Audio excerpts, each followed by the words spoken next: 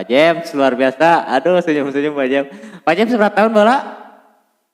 Bogohan? 2 tuh. Pak Agus pada 8 tuh Bogohan data aja tuh. Ada jodoh memang tuh apa ya? Kita tidak tahu.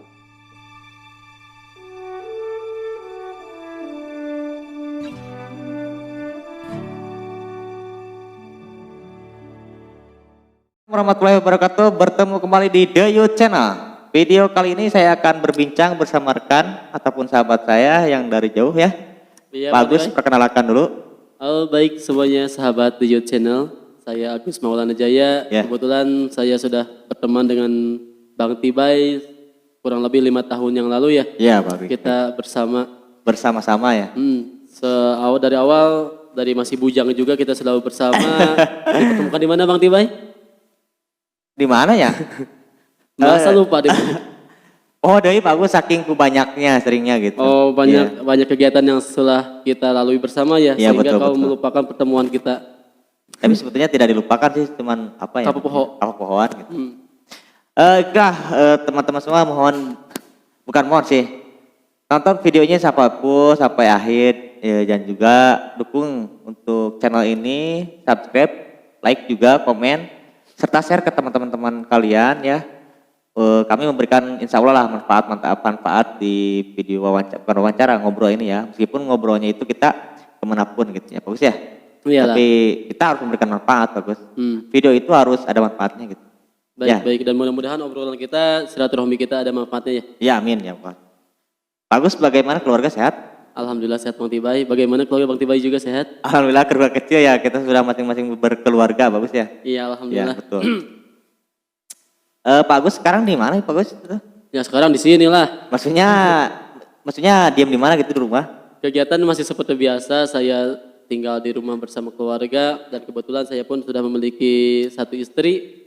Ya, memang sudah 1 istri kan?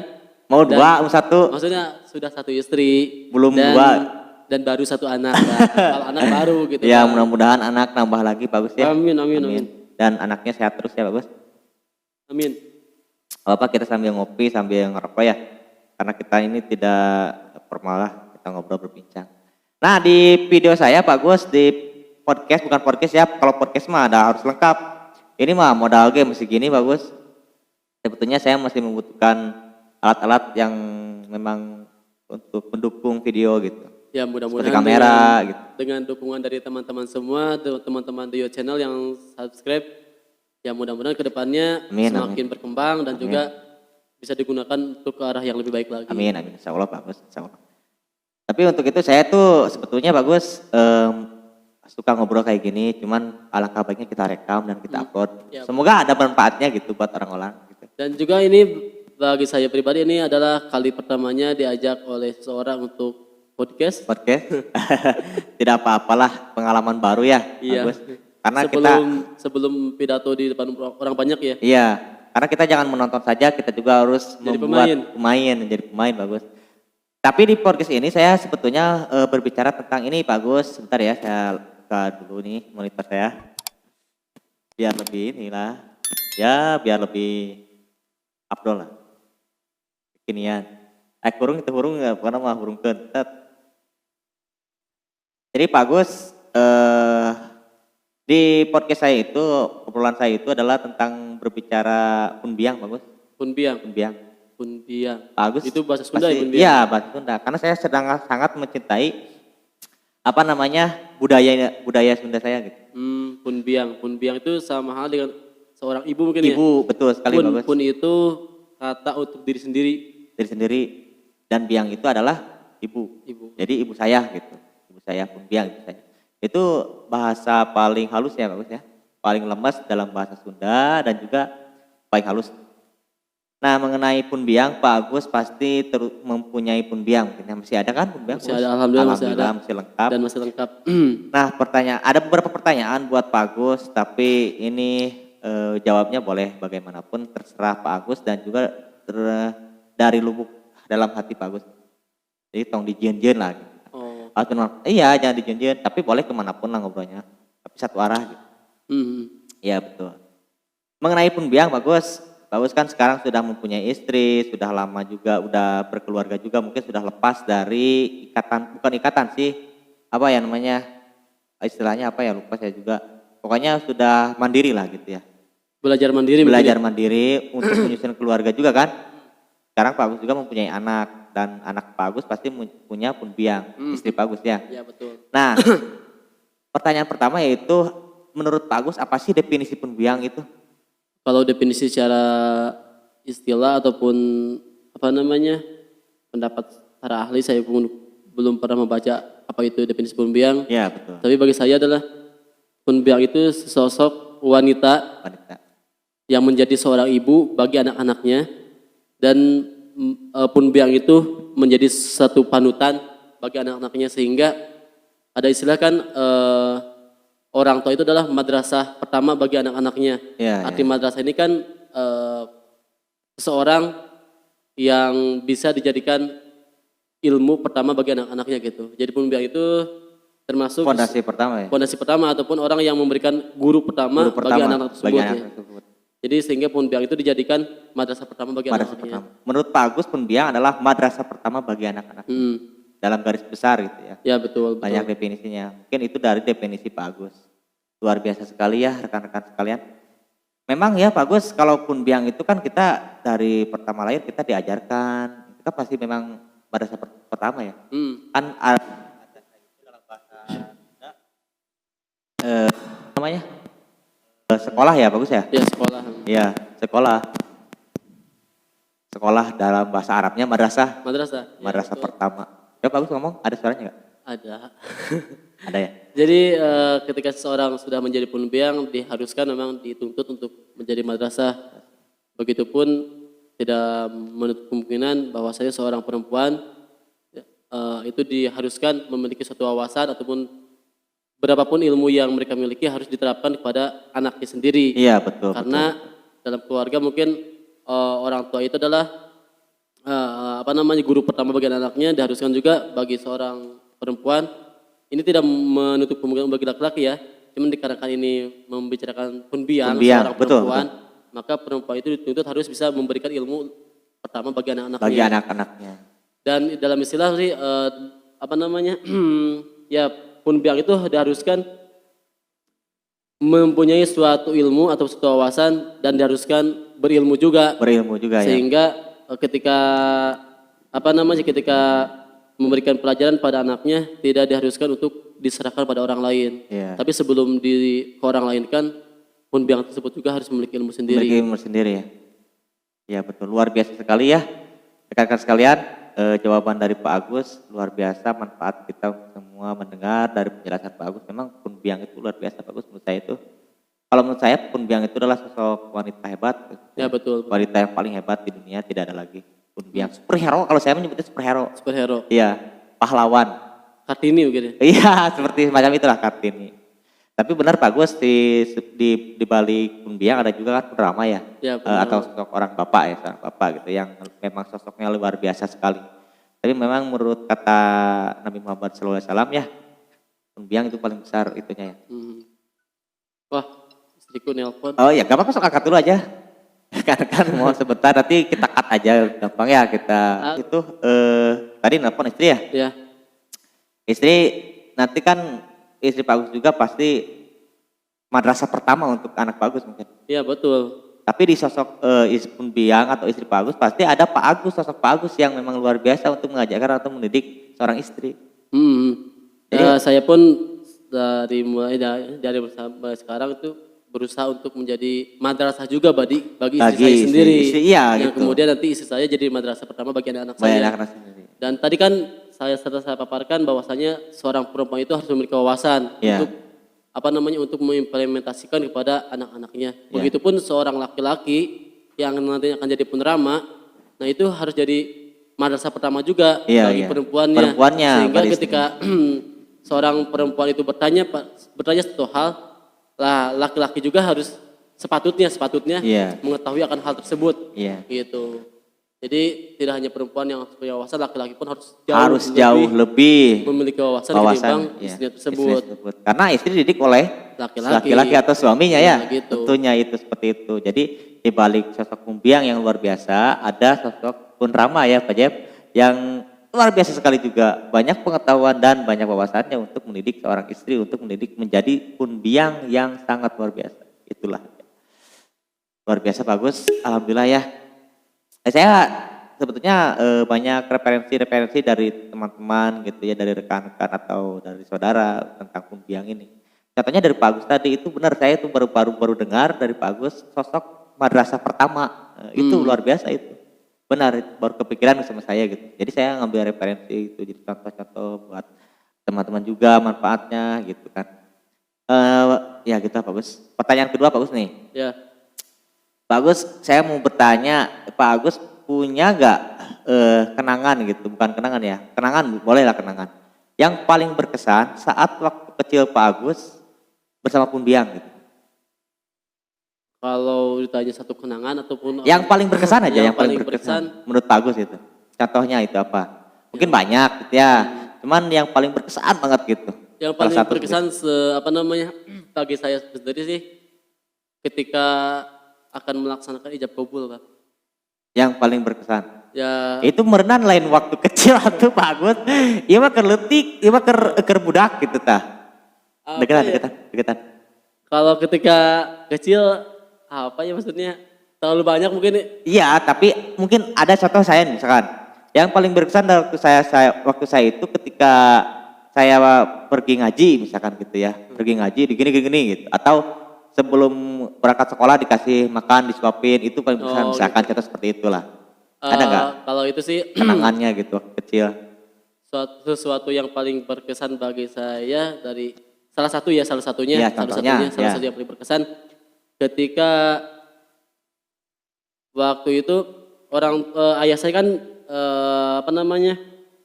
pernah meninggalkan rumah, dalam halnya kerja di luar kota gitu ya. Ketika saya seorang anak kan otomatis menanyakan kemana sih bapak gitu. Kalau saya bilang ke bapak itu babab gitu ya. Babab panggilannya. Gitu, panggilan babab.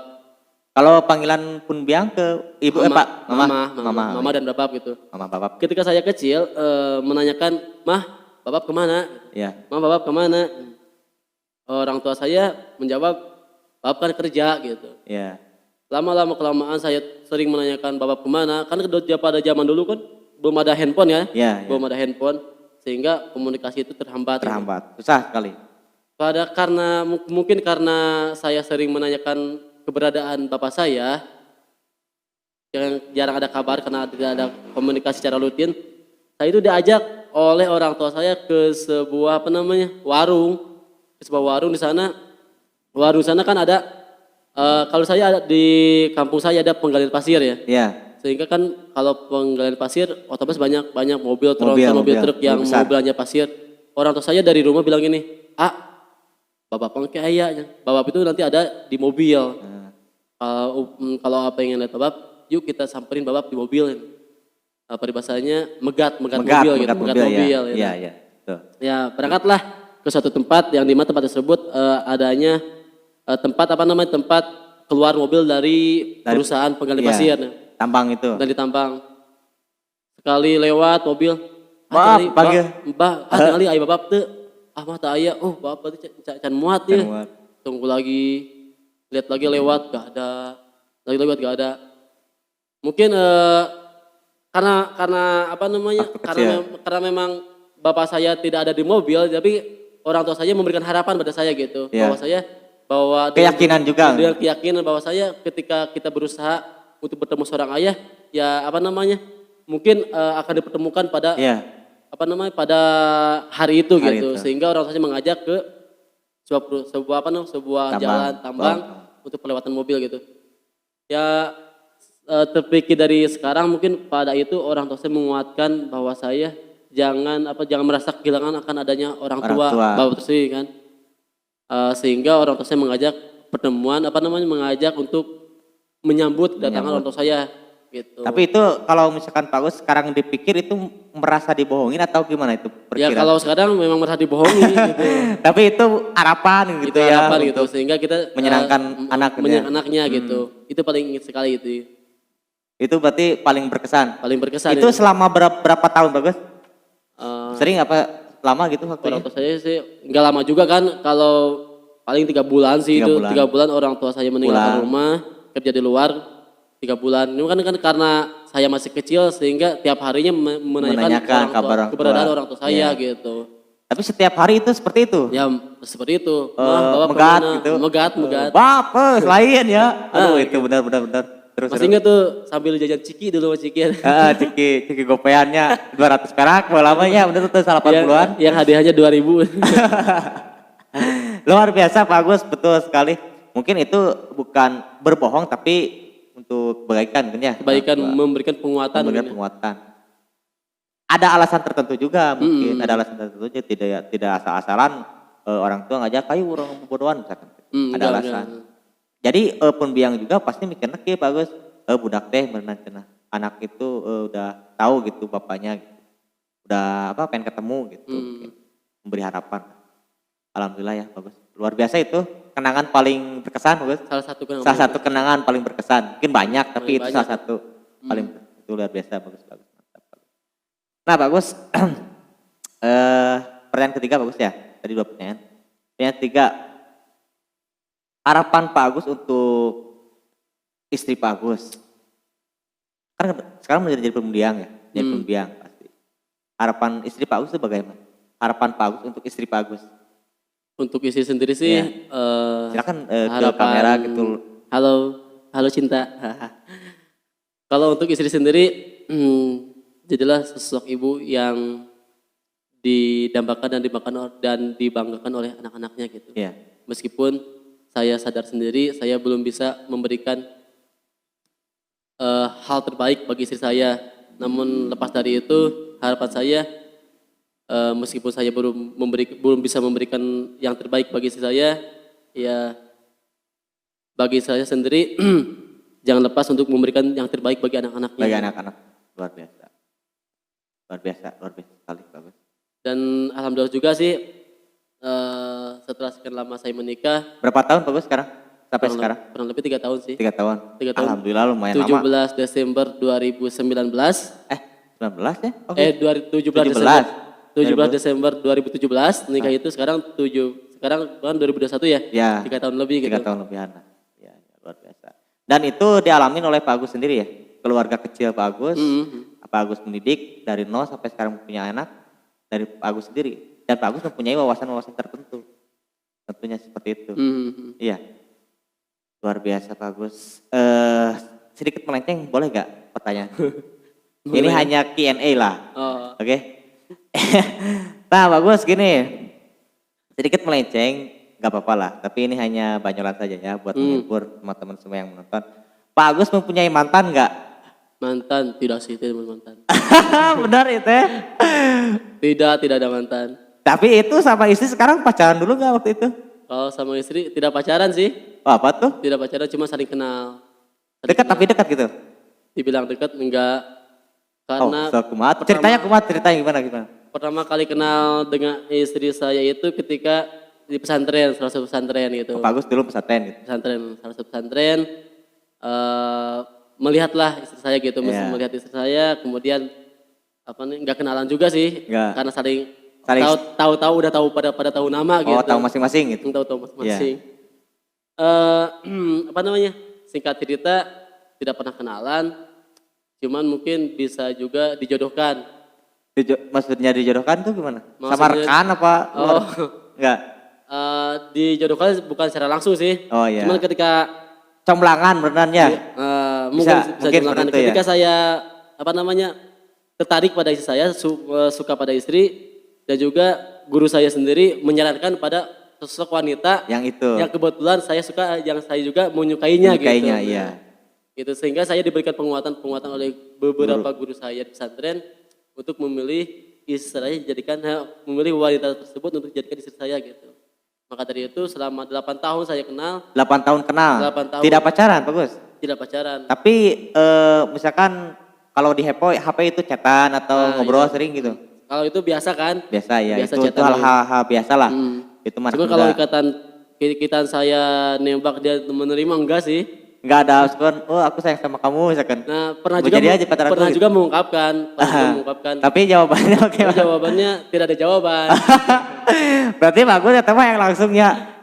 Luar biasa. Setelah saya tahu alasan. Tapi bagus itu saya penasaran, kok bisa gitu ya jadi mungkin jodoh juga mungkin ya. Tidak ada komitmen masing-masing tapi yakin gitu mungkin ya. Tapi waktu itu Pak Agus yakin memilih seorang wanita itu misalnya, istri Pak Agus. Ya, sebelumnya betul. kan belum jadi istri ya. Yakin nggak Pak Agus dalam hati, kita benar bakal jadi istri orang? Gitu? Ya saya meyakinkan diri sendiri dan meminta kepada Allah SWT bahwasanya wanita tersebut jadikanlah sebagai istri saya gitu. Karena saya meyakini bahwa bila mana saya bersama wanita tersebut, saya akan menjadi lebih baik. Gitu. Luar biasa. Seru. Aduh 8 tahun tanpa ikatan pacaran. Tanpa ikatan. Pernah juga saya kalau bahasa nembak gitu ya. Nembak. Misalkan nembak itu aku suka padamu gitu. Ya. Memang tidak ada jawab gitu. Tapi itu Pak Agus, perasaan Pak Agus waktu itu kumaha? Sok enak bilang gitu biar istri Pak Agus nonton, saya teh hatinya gini gitu. Ya memang sedikit kecewa gitu. Pasti namanya karena 3 kali mengungkapkan perasaan tidak ada. 3 kali. Aduh luar biasa. Menang gelas Bagus. 3 kali mengungkap perasaan tidak ada jawaban. Ternyata prinsip istri saya mengapa dulu tidak ada jawaban. Alasan tertentu ada alasannya. Karena istri saya tidak ingin memiliki mantan gitu. Oh, jadi seperti itu. Tidak ingin memiliki mantan. Karena mengapa? Karena kan jodoh itu tidak ada yang tahu. Ditakutkan ketika istri saya menerima pacaran, menerima perasaan menerima jadian dengan saya gitu. Ditakutkan nantinya ada putus gitu. Sehingga kan dia jadi mantan. Membekas kan kalau setelah mantan istri saya jadi bekas mantan. Pepotongan. Batas utamanya apa aja pepotongan gitu kan. Jadi kan istri Pak Agus gak mau seperti itu. Kayaknya langsung nikah aja gitu. Seperti itu. Gak mau tapi mantan. Itu Pak Agus waktu itu tidak menjawabkan. Tapi perasaan Pak Agus yakin gak bahwa istri Pak Agus juga waktu itu suka sama Pak Agus misalkan? Iya, yakin juga meskipun. Tapi dia itu waktu itu bilang gak? Meskipun istri saya tidak menjawab alasannya mengapa tidak menerima saya, tapi saya memiliki keyakinan bahwa beliau memiliki harapan juga pada saya gitu. Itu selama 8 tahun. Selama 8 tahun. Luar biasa, Pak James, luar biasa. Aduh, senyum-senyum Pak James. Pak James berapa tahun bola? Bogohan? 2 tuh, Pak Agus pada 8 tuh Bogohan kata aja tuh. Ada jodoh memang apa ya? Kita tidak tahu. Jodoh, rezeki, terus juga mati gitu ya, meninggal kita tidak tahu, udah ada yang ngatur memang. Sosok Pak Agus sama istrinya itu 8 tahun teman-teman, luar biasa sekali tanpa ikatan pacaran, tapi akhirnya kita berjodoh. Dan yakin satu sama lain, nah itulah pentingnya teman-teman, jangan pacaran, ujung-ujungnya membekas. Bener tuh, membekas menjadi genangan atau kenangan, genangan yang kurang ada yang indah, yang tidak indah gitu ya Bagus. Itulah Bagus. Tapi siapa sih seru ya Bagus. Waktu itu pasti Bagus jalan biasa, sering main gitu, sering nggak? Biasa gitu, biasa main. Kalaupun janjian biasa. Cuma tidak ada. Tapi waktu itu orang tua istri tahu? Tahu. Malahan sebelum saya sebelum dekat juga saya lebih mengutamakan lebih kenal dulu pada orang tuanya, memperkenalkan diri dulu pada orang tuanya. Pada orang tuanya. Karena Pak Agus memang ingin memiliki istri Bagus. Atau kudu aya izin heula ti orang tua, itu paling penting. Dan paling penting juga Pak Agus ya, doa dari Punbiang tadi ya. Dari Punbiang, dukungan, pokoknya doa dari Punbiang itu benar-benar good menurut saya. Ya karena waktu sudah lama ya ngobrol kita seru. Dan juga makanan datang tuh. Terakhir Pak Agus, pesan buat Punbiang, silahkan. Pesan buat Punbiang. Sama pesan buat Punbiang, 2 pesan buat istri. Silahkan menghadap kamera saja Pak Agus. Pesan buat ibu saya tercinta, ya, baik-baik di sana, sehat selalu, dan juga jaga kesehatan, jangan terlalu kecapean, karena perlu diketahui juga orang tua saya itu adalah sosok orang tua yang sangat pejuang keras. Ya, maka dari itu, sehat selalu lah Mah ya. Maafkan anakmu ini yang belum bisa memberikan yang terbaik bagi Mama. Amin. Namun sampai sekarang Ndus selalu berusaha. Panggilannya Ndus? Namun sampai sekarang Ndus berusaha untuk memberikan yang terbaik dan menjadi sosok yang dibanggakan oleh orang tua. Amin. Dan juga selain itu, selain jaga sehat selalu, teruslah bersabar mendidik anak-anaknya karena Mama masih banyak anak-anak kecil, adik-adik saya. Ya. Maka teruslah bersabar dan terus berusaha untuk mendidik adik-adik saya gitu. Amin, amin. Siap Pak Agus. Buat istri? Buat istri, istri saya, Nong, terima kasih sudah menemani saya dari awal gitu. Dan 8 tahun pacaran. Bukan bahaya tuh sok Pak Agus. Jadilah sosok ibu bagi anak-anak kita nanti.